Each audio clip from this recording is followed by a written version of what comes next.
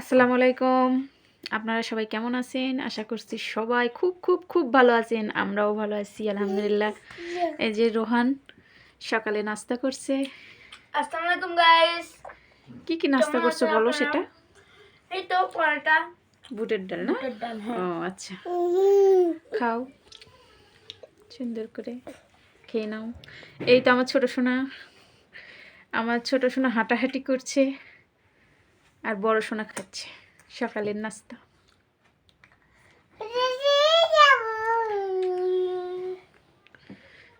এই যে যে হ্যাঁ, এটাই পাশে রাখো, দুষ্টুমি করছে। জি বাবা, জি বাবা।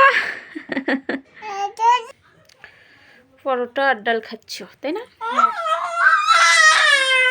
আর আমাদের ছোট সোনা খেলা করছে, সঙ্গে একটু একটু মুখে খাবার খাচ্ছে। সরাও বাবা, পড়ে যাবে তো।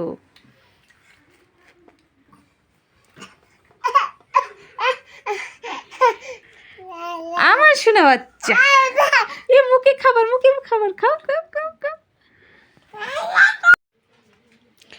বাবুকে গোসল দিয়ে বাবু ঘুমাইছিল, নামাজ পড়তে ওরা চলে গেল।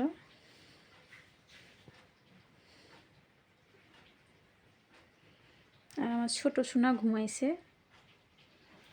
এই তো আর তরকারি মানে মুরগির মাংস হয়ে গেছে, কষানি ভুনা। হ্যাঁ, এটা মুরগির মাংস কষা, এটা হয়ে গেছে। ময়না ঘুমাক, আমি ওদিকে দেখি আলু সিম ভাজা দেখি। এখানে সিম আলু ভাজা হচ্ছে।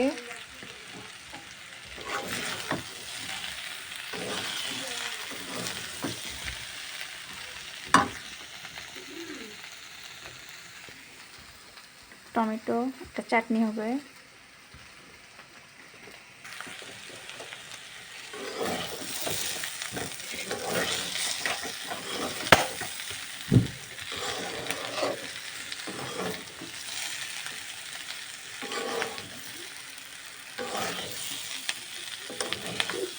আমার সমস্যাটাই পারায় না গ্যাস। আমি গ্যাসে পারি না।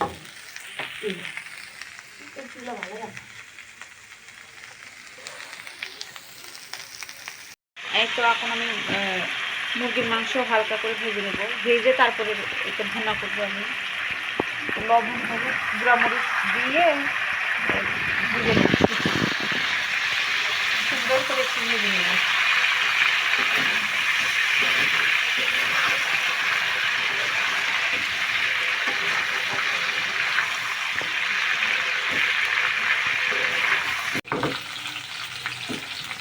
দেখো আমি মুরগি এই যে ভাজে নিচ্ছি, মুরগির মাংস ভাজে নেওয়ার পর রান্না করবো।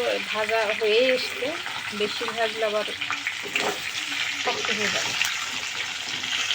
ও আচ্ছা আম্মু, তোমার এই কড়াই বাদে তো আরো অনেক গুলান 4-5টা কড়াই রয়েছে।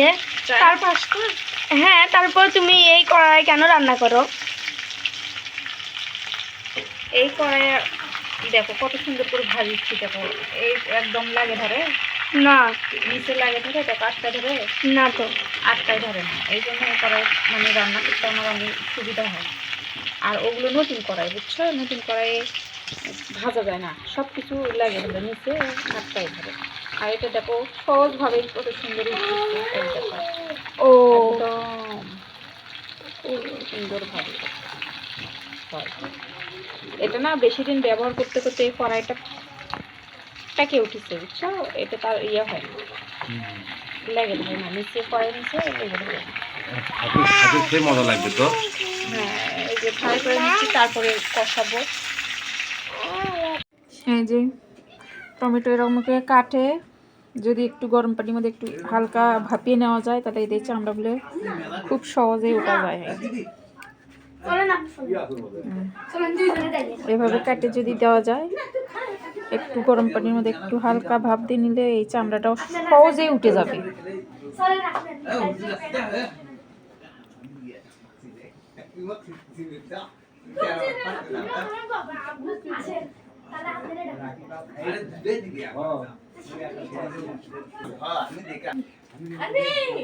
রনির নামাজ শেষ, নামাজ পড়ে আসলো বাসায়। আসসালামু আলাইকুম গাইস, আমরা চলে আসলাম।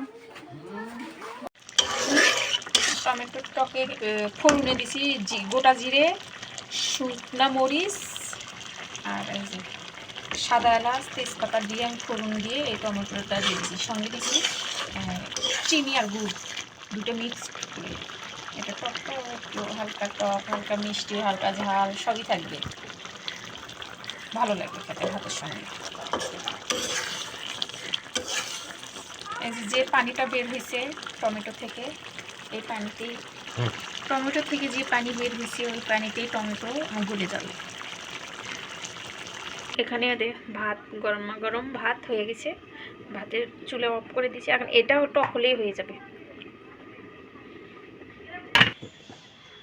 আজকে ওয়েদারটা খুবই খারাপ, আকাশে মেঘলা মেঘলা কুয়াশা পড়তেছে, কোনো রোদ নাই।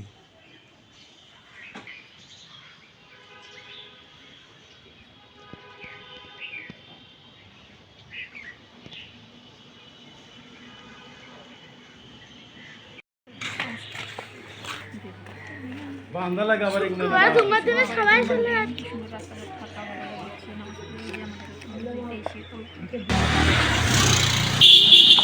তো গাইস দেখতে পাচ্ছেন জুমার দিন রাস্তাঘাট ফাটা আর কি, দেখতেই পাচ্ছেন।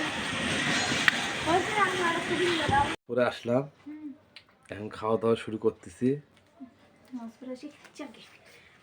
এই যে রোয়ান খেতে বসছে। অনেক সুন্দর হয়েছে। কে রান্না করছে? আম্মু? হ্যাঁ, তোমার আন্টি। আমি অনেক সুন্দর হয়েছে। দুজনেরই সোয়াদ। তুমি কি দেখাচ্ছ? মুরগি কষা, টমেটোর চাটনি আছে, সিম আলু ভাজা আছে, নিবে? না আমি টমেটো চাটনি আর সিম আলু ভাজা খাবো না এখন। ওদের দেখাচ্ছে 100